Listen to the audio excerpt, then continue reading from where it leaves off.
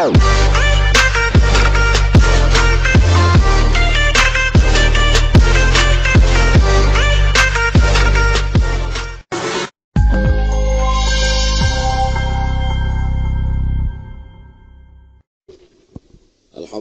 wassalatu wassalamu ala Rasulillah wa ala alihi wa sahbihi wa man tabi'ahu wa mawalah.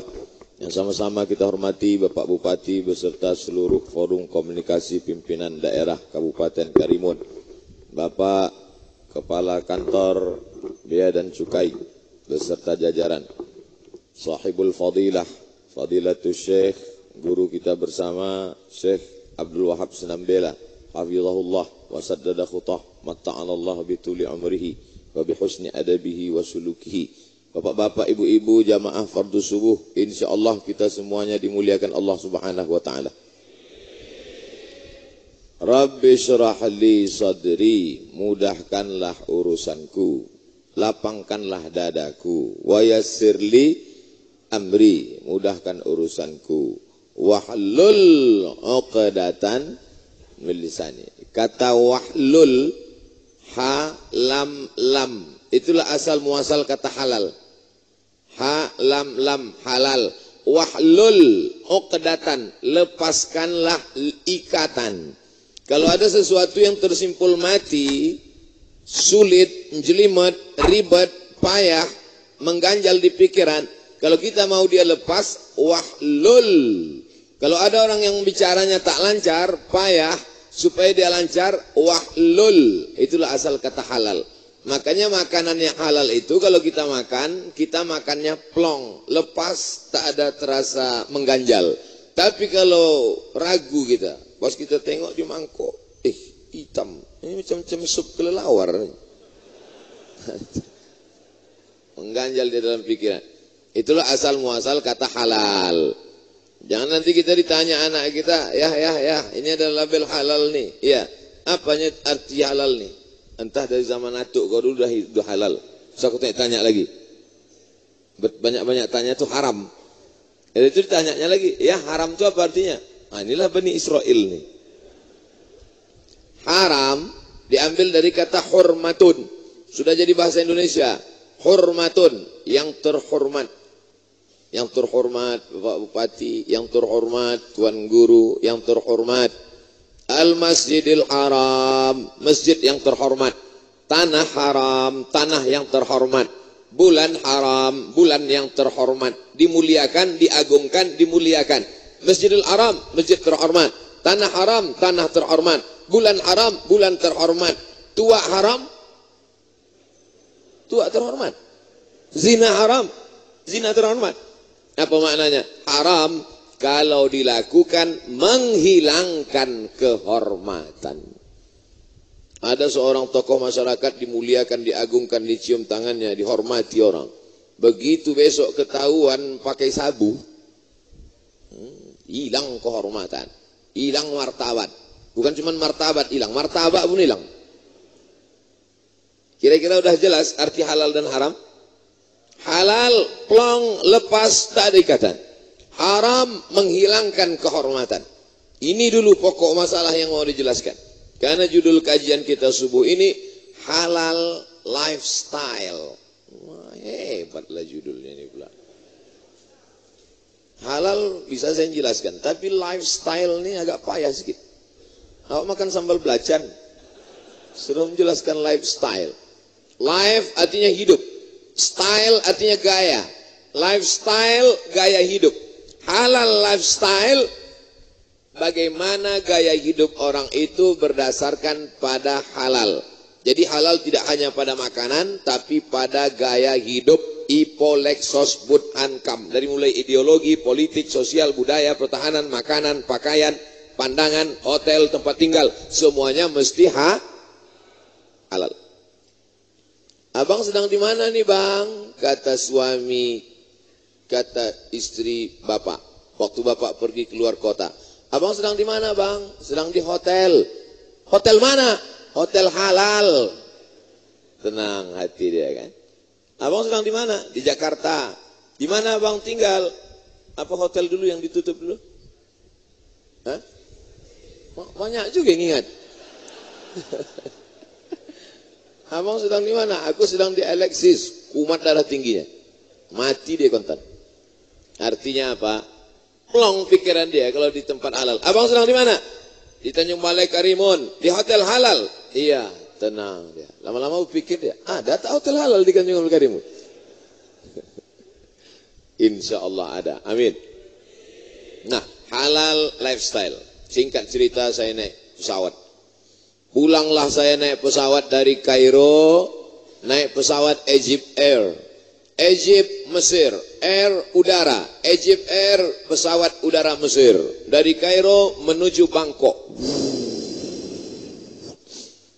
Hebat. Kenapa Ustaz naik Egypt Air? Itulah tiket pesawat hadiah dari Azhar. Tak ada duit beli tiket pesawat. Dikasih hadiah dari Al-Azhar Mesir. Sampai di Bangkok, berhenti, transit 6 jam. Tidur dikasih hotel.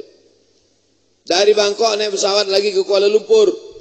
Dari Bangkok ke Kuala Lumpur, datanglah pramugari Thai Airlines.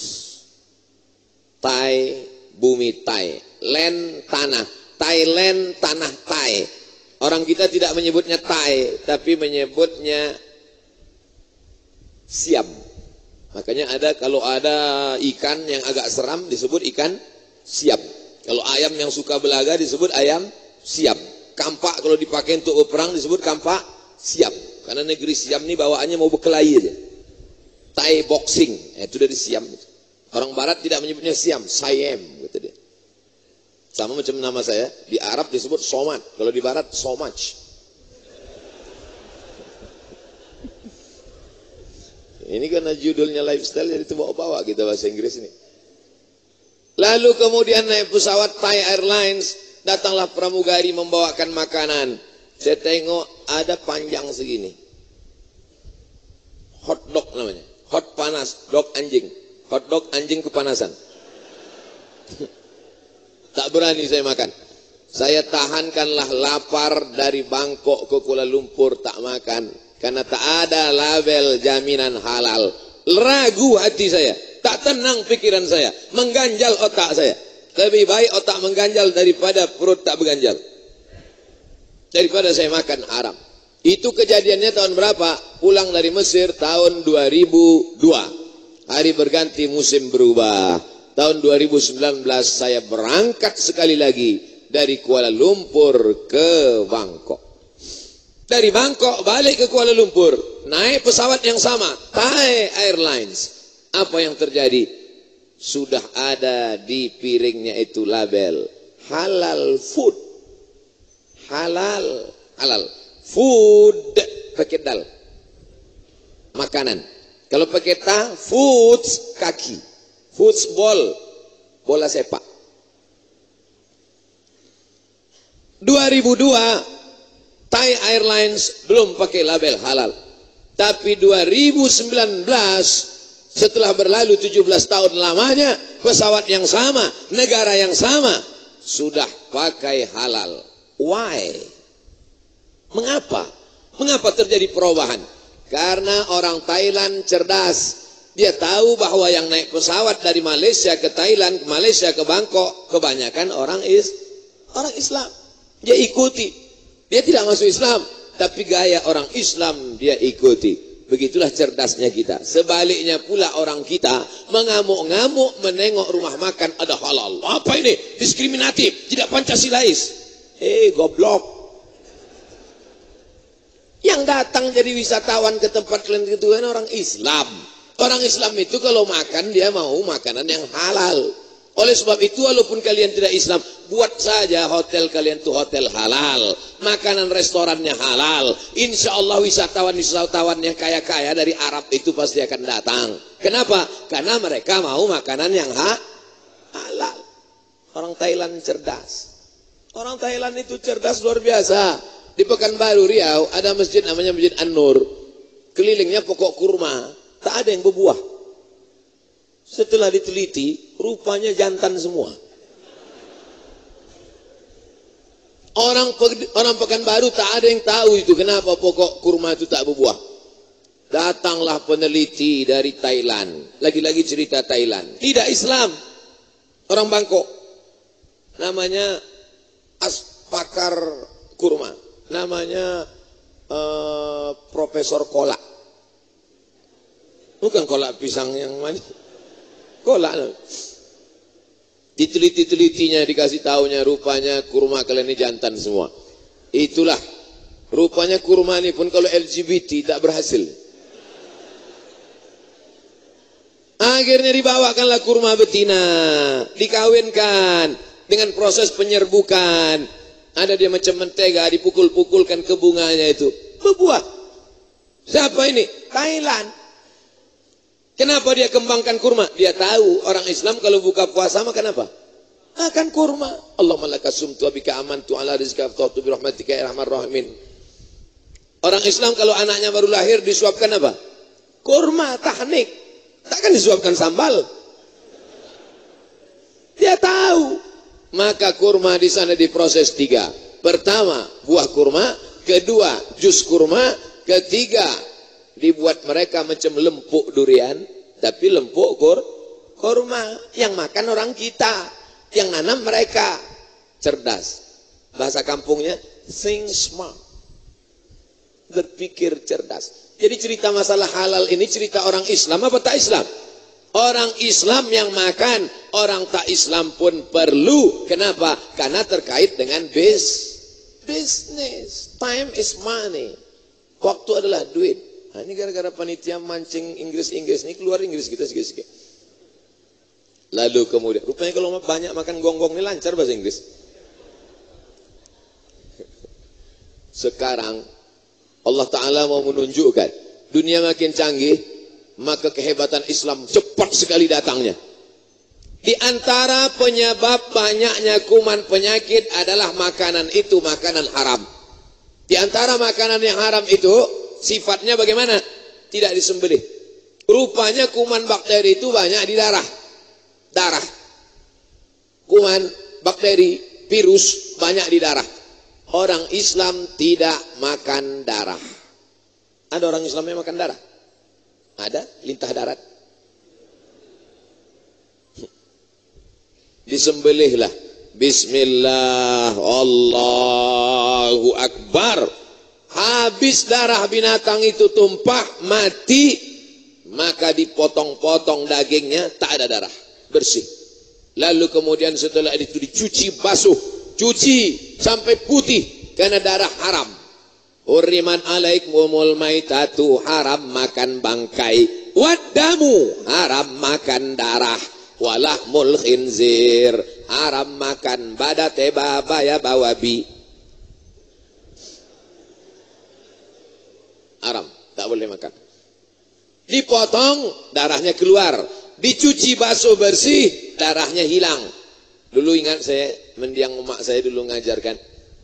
Kami adik-beradik tak ada perempuan. Saya anak pertama laki-laki, adik saya laki-laki. Jadi tak ada pembantu. Jadi kamilah diajar mencuci. Cukup cucikan dulu ayam. Cuci ayam. Kalau cuci ayam 2 kali. Kalau cuci kambing mak 4 kali. Kenapa 4? Karena kambing ini kakinya 4. Ayam ini kakinya 2. Lama saya berpikir. Apa hubungan kaki? Cuman kita mau bertanya takut kan? Sekarang barulah saya paham setelah belajar agama Islam. Ayam itu cucinya tak terlalu banyak. Karena dagingnya putih, darahnya tak banyak. Daging kambing, daging sapi, dicuci banyak. Cuci pertama, merah. Keluar air merah. Emang hebat Masjid Tanjung Balai Karimun. Cuci lagi, masih nampak agak merah, keruh. Cuci lagi. Cuci bening bersih, sudah tak nampak darahnya, barulah dimasak. Masaknya 100%. Masak, matang, baru dimakan. Makannya pakai doa pula. Allahumma barik lana fima razaqtana wa qina azabannar. Yummy. Beda sama makanan orang kafir. Janganlah sebut kafir kuat-kuat Pak Ustaz. Sapi tak dipotong. Sapi itu tidak dipotong. Sapi itu matinya ditembak. Ditembak otak kecil. Ada macam pistol dia, tapi pelurunya tak keluar. Namanya stunning. Tembak kening. Skalarnya 7. Kalau ditembak dia 7, sapi itu bodoh aja, tak sampai mati. Stunning itu 7. Karena sapi Australia itu liar, hidupnya di padang rumput, macam banteng. Maka supaya dia mudah dipotong, itu ditembak keningnya pakai stunning, tapi skalanya 7. Tus, 7. Bodoh dia, otak kecilnya tembak, bodoh. Ibu-ibu di bawah, kalau ada laki itu liar, tembaklah kening. Begitu tempat sapi potong, tembak keningnya, sudah ditembak itu bodoh. Bang, aku mau pergi arisan, abang ngepel ya? Ya, kata dia. Tapi kalau ditembak sampai 8 skala 8, itu dia mati. Banyak sapi itu ditembak sampai skala 8, tup, peluru tak keluar, hanya sekedar kena keluar, maka mati sapi. Darahnya menggumpal di dalam. Mereka, sapi itu tak dipotong. Kenapa tak dipotong? Supaya dagingnya berat. Maka daging berat bercampur dengan darah. Habis itu dipotong-potong pakai mesin, tak dibasuh, tak dicuci, diletakkan di atas bara api. Tak pula masak. Balik, masukkan ke roti, makan barbecue. 2-3 kali kunyah, telan. 2 hari sakit. Apa nama penyakitnya? Medco. Med gilo, ko sapi, medco sapi gilo.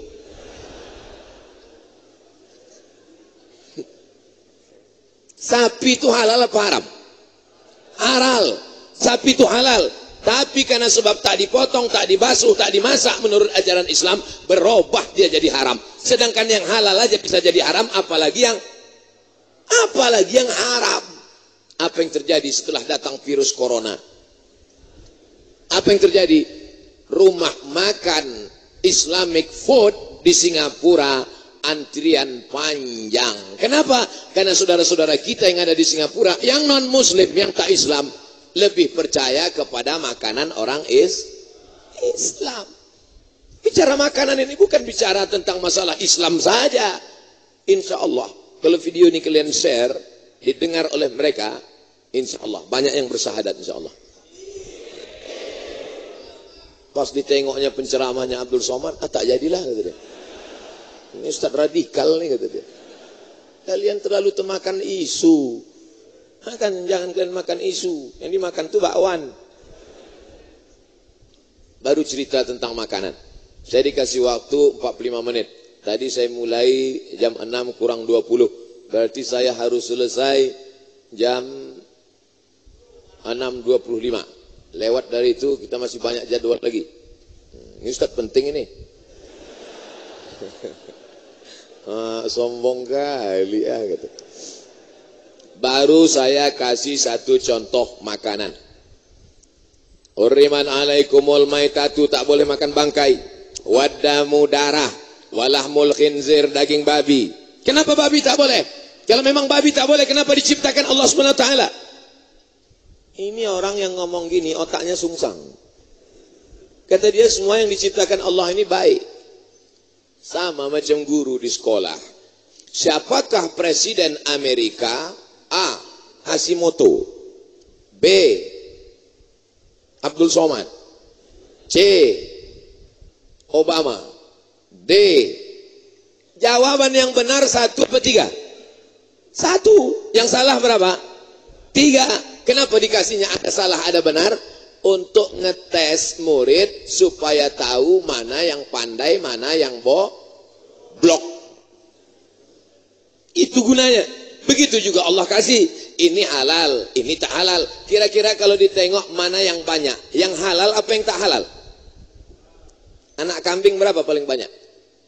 2. Anak babi? 13. Makanya angka 13 itu angka sial. Kenapa angka 13 itu angka sial?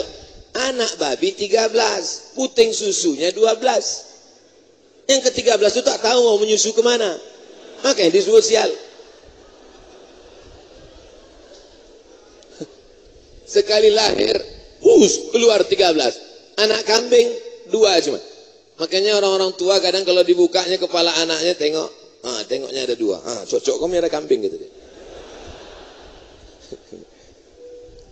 Di Tanjung Balai Karimun ada begitu. Entah apa hubungannya. Saya khawatirnya pas dibuka tengok 13. Cocok kok merah babi gitu.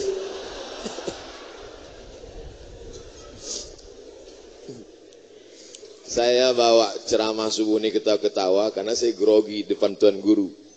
Kalau saya serius bahan saya hilang. Sampai mana tadi? Sampai 13. 14. Itulah makanya kita disuruh mencari yang halal. Kenapa ada babi? Diciptakan Allah sebagai apa? Sebagai ujian supaya kita bisa tak menghindarkan ini. Diciptakan Allah ada yang halal, ada minuman yang haram, khamar. Supaya apa? Supaya kita memilih wa nafsi wa ma sawaha, demi jiwa dan penciptaannya. Fa alhamaha fujuraha, dikasih Allah yang haram-haram, wa taqwaha, dikasih Allah yang halal-halal. Tinggal kau pilih. Ini khamar, haram. Ini teh manis, halal. Sekarang kau pilih. Pilih mana? Khamar, teh manis. Khamar, teh manis. Khamar, teh manis. Fa alhamaha fujuraha, dikasih jalan haram, dikasih jalan halal. Qad aflaha man zakkaha, beruntunglah orang yang memilih yang halal. Pilih yang halal. Bismillah. Masya Allah, manis-manis buah. Begitu kalau ngasih air minum teh Ustadz, jangan manis sekali. Nanti Ustadz itu tak sampai umurnya panjang, kena diabetes meletus. Bapak Ibu jamaah sekalian yang dimuliakan Allah Subhanahu wa taala. Selesai bab masalah makanan. Abdul Somad hanya bisa menjelaskan ilmu ini 0,01%. Masalah babi tadi tak selesai Pak Ustadz. Balik cerita babi lagi. Datanglah orang kepada Syekh Muhammad Abduh. Syekh Muhammad Abduh, ya, kenapa babi haram? Kenapa babi haram Syekh Muhammad Abduh? Kata Syekh Muhammad Abduh, tolong kau ambil ayam jantan 2 ekor, ayam betina 1 ekor. Apa hubungan ayam sama babi? Ambil aja lah. Diambillah ayam jantan 2 ekor. Diambil ayam betina 1 ekor. Dimasukkan dalam satu kandang. Belaga ayam jantan ini sampai tetes darah penghabisan. Apa kata ayam ini? Lebih baik mata daripada tulang. Itu saya terjemahkan. Belaga ayam jantan sama ayam jantan untuk merebutkan ayam betina. Di sebelah kandang dimasukkan pula 2 babi jantan dengan 1 babi betina. Tak ada orang itu berkelahi, digarapnya berdua. Ternyata babi tak ada rasa cemburu. Makanya jangan banyak makan. Pengaruh makanan banyak berpengaruh terhadap sifat. Terpengaruh terhadap sifat. Dulu ada guru saya, waktu masih sekolah di Madrasah Muallimin Al-Wasliyah Medan. Ingat betul saya penjelasannya, sudah meninggal. Namanya Ustadz Hafiz Yazid, sahabat dari Al-Mukarram Tuan Guru Syekh Abdul Wahab Senambela di Mustafawiyah Purba. Apa kata dia? Murid-murid sekalian, ya Tuan Guru, jangan kalian makan anjing. Kenapa gitu? Karena berpengaruh makanan ini terhadap sifat. Kenapa gitu? Kita kalau di klekson, ten-ten. Kambing juga lah klekson kambing. Ten-ten, pasti lari kan? Kalau anjing enggak, ten-ten, nengok dia ke belakang.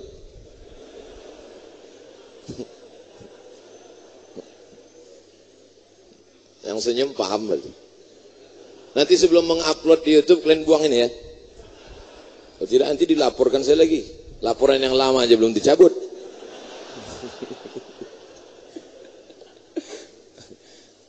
Begitulah pengaruh makanan. Makanya diharamkan memakan yang kotor-kotor. Wa harrama alaikumul khaba'is. Diharamkan bagi kamu makan yang kotor-kotor, yang menjijikkan. Karena faktor makanan berpengaruh kepada kepribadian. Maka kita haram memakan binatang buas. Ada binatang buas dimakan orang Islam? Mana ada? Yang berkuku tajam tak boleh, yang bertaring tak boleh. Supaya apa? Supaya jangan mencakar-cakar. Ini dimakan kucing garong. Habislah, mencakar aja bawahnya. Semua yang berkaki 4 halal dimakan, kecuali meja. Itu pun karena keras. Semua yang merayap halal dimakan, kecuali kereta api. Itu pun karena besi. Mana bisa. Kita ada aturannya. Halal lifestyle. Selesai makanan. Kenapa makanan yang Ustaz bahas duluan? Karena di antara sebab tidak dikabulkannya doa karena makan haram. Diharamkan Allah mengabulkan doa dari lidah yang makan haram. Yang berdoa ini lidah. Rabbana atina. Yang makan haram lidah. Apakah mungkin Allah mengabulkan doa dari lidah yang makan haram dipakai juga minta? Mana bisa? Kecuali lidahnya dua. Satu untuk makan haram, satu untuk berdoa. Pas berdoa lain, pas giliran makan cabut, ganti dulu. Jangan makan haram. Ada orang yang berdoa pagi, petang, siang dan malam. Ya Rab, ya Rab, ya Allah. Doanya tak dikabulkan. Kenapa doanya tak dikabulkan? 4 sebab. Mata'amuhu haram, makanannya haram. Malbasuhu haram, minumannya haram. Masrabuhu haram, minumannya haram. Malbasuhu haram, pakaiannya haram. Wa ghudhiya bil haram, disuapkan makanan haram. Maka makanannya halal. Teh manis halal. Air halal. Ada tertulis label halal. Tak ada nih. Ada label halal. BP POM, Badan Pengawas Makanan Obat, bekerja sama dengan Kementerian Agama. Dulu dengan MUI, sekarang pindah ke Kementerian Agama. Halal. Maka berani kita minumnya. Zatnya halal. Zatnya halal. Tapi dibeli dengan uang haram. Kenapa duitnya haram? Riba. Kenapa bisa duitnya riba? Karena menabung di bank konvensional. Alihkanlah ke Bank Riau Kepri Syariah. Siap? Lama baru masuk iklannya, 30 menit. Makan binatang yang haram, insya Allah rakyat, masyarakat Tanjung Balai Karimun sudah bersih. Tak ada lagi makan binatang yang haram. Tapi makan riba, hari apa hari ini? Hari Jumat bank buka apa tutup? Buka. Kalau siap betul-betul mau pindah, mau tobat, mau hijrah dari makan haram, hari ini juga, nanti jam 8, langsung ke bank, tarik semua uang, pindahkan ke Bank Riau Kepri Syariah. Siap? Pucat. Ustadz Somad itu ngomongnya aja Bang Syariah, Bank Syariah. Ustadz sendiri nabungnya di mana? Bank Syariah. Saya di Bank Syariah. Alhamdulillah. Gaji dulu ditransfer melalui bank konvensional. Siang malam berdoa, ya Allah, aku ceramah ngajak masyarakat halal, tapi gajiku ditransfer dari bank konvensional. Alhamdulillah, beralih transfer uang Universitas Islam Negeri Sultan Syarif Kasim, gaji dosennya ditransfer melalui BRI Syariah. Kenapa tidak Bank Riau Kepri Syariah? Mana aku tahu. BRI Syariah dulu waktu dosen, sekarang udah tak jadi dosen lagi. Sekarang jadi apa? Sekarang jadi ustadz dosen terbang. Apa maksudnya? Lebih banyak terbang daripada hinggap. Terbang ke Durai, terbang ke Buru, terbang ke Karimun, nanti terbang ke Batam, besok terbang ke Anambas, lama-lama baru mendarat masuk ke liang lahat. Inilah jamaah, kita cerita tiang lahat dia ketawa pula. Mestinya tunjukkanlah ekspresi sedih. Oke, kita ulang sekali lagi.